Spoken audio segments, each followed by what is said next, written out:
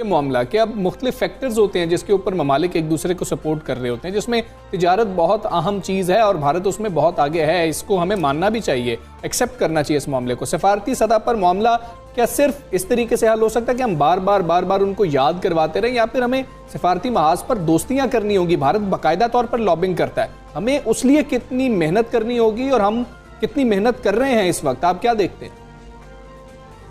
देखिए, पहले की निस्बत तो काफी ज्यादा काम हुआ है इस दौर में, लेकिन अब भी हमारी डिप्लोमेसी उतनी अग्रेसिव, उतनी इफेक्टिव नहीं है जितनी होनी चाहिए। आप भारत को देखिए कि जब पाकिस्तान के ऊपर उसने इल्जाम तराशियां कर रहे थे और करनी थी कि पाकिस्तान टेररिज्म कराता है भारत में, तो वो जो भी उनके मुल्क में विजिटर आता था उसके साथ जो ज्वाइंट कम्युनिके इशू होता था उसमें हर दफा ये जिक्र होता था कि पाकिस्तान ये काम बंद करे। इसका दुनिया पे बड़ा इफेक्ट पड़ता है कि जब आप देखें कि इंटरनेशनल लीडर्स जो हैं, वो जो भी अमेरिका से कोई आया है, इजरायली वजीर आजम वहां पे आया, कोई भी आया, वो ज्वाइंट कम्युनिके में ये करवा लेते थे। हमने कभी नहीं ये करवाया, हालांकि टर्की के प्रेसिडेंट यहाँ पे आते रहे हैं, हमारे उनसे बड़े ताल्लुकात हैं और मेरा ख्याल है कभी वो झिझकते भी ना आते, ये वर्दगान में इसमें सपोर्ट करते थे, लेकिन हमने ये कोशिश नहीं की, हमने अपने ज्वाइंट कम्युनिके में ये शामिल नहीं किया। इसी तरह जब हम जाते हैं दूसरे मुल्कों में, हमारे लीडर जाते हैं तो इंसिस्ट नहीं करते वहां जाके कि भारत के इस अमल को उजागर किया जाए, वहां पे कहा जाए या उनके। तो बात यह है कि फोकस की कमी है हमारे यहाँ,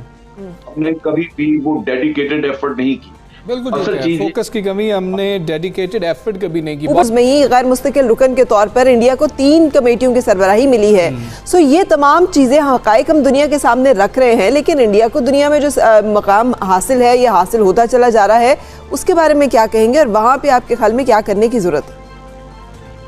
देखिए, वहां पे उनको एक बड़ी क्रूशियल है कमेटी जो कि अफगान तालिबान की है, अफगान तालिबान के बारे में इंफॉर्मेशन और उनके ऊपर पाबंदियों के बारे में है, वो भारत को एक मिली है, जिसका कि काफी मैं समझता हूँ उसके सीरियस इफेक्ट्स आ सकते हैं खित्ते के ऊपर,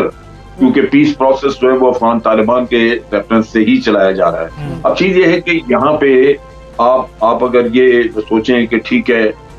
यहाँ पे हमें सपोर्ट वो नहीं मिल रही और भारत को मिल रही है, ये अपनी जगह पे दुरुस्त है, लेकिन आप अफगानिस्तान में देखिए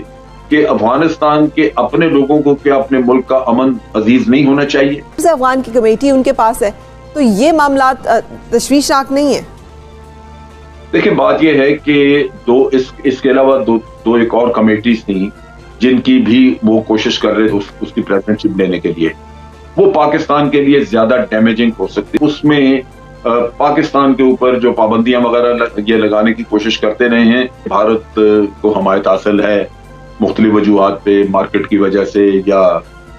लोगों के अमेरिका वगैरह के अपने मुफादात की वजह से जो स्ट्रेटजिक उनकी तो ठीक है वो है। तो लगता ये है कि ये सब की मेरी भगत आपस में भारत को एक तरह की खुली छूट और जानते हुए नतीजा ये है कि पाकिस्तान को अब क्योंकि सारा कुछ मुयस्सर आ गया, हमें FATF में भी जाना चाहिए, यूनाइटेड नेशन में भी जाना चाहिए, ताकि भारत को अब डिफेंसिव पे डाला जाए, भारत के ऊपर सारा मलबा लाया जाए, क्योंकि पाकिस्तान ने तो 15 साल भुगता ही ये चीज।